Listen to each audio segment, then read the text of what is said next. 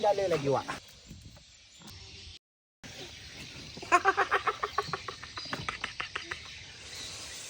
Jadi wak, cerita hari ni kita ngomban jala lagi wak. Mudah-mudahan ada rezeki kita hari ni wak. Beletas wak.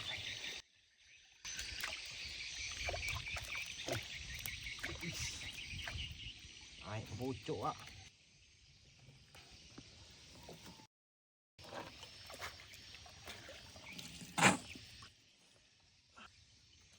Alhamdulillah wak. Sekali homban ni tadi wak. Macam nak pecah jala dia buat dia wak.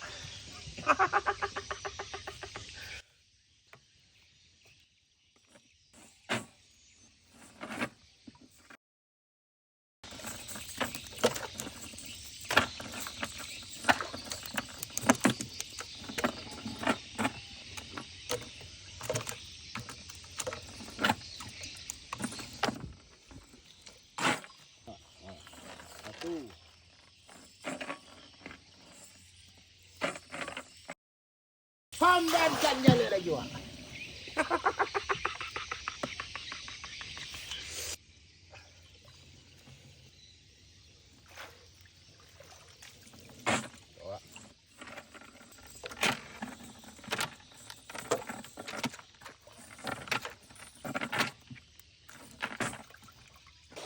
Gila wak, panas tak tanggung-tanggung lagi wak. Berdengkang rasa kepala macam nak belah dua wak.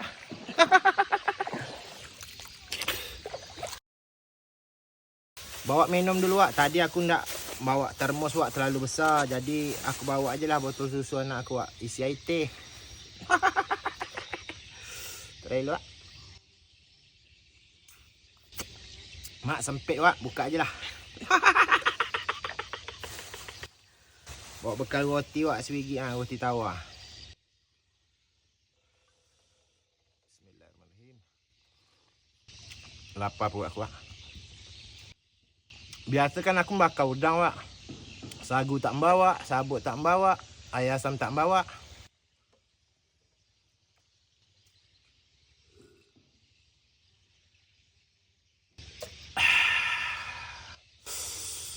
Gila wak. Menyala wak air.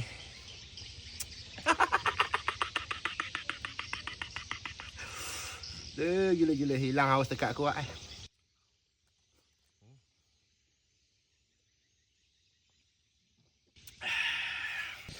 Jadi wak, daripada penasaran berapa banyak aku dapat, cuba tengok wak ya. Aku timba dulu wak, air banyak ni.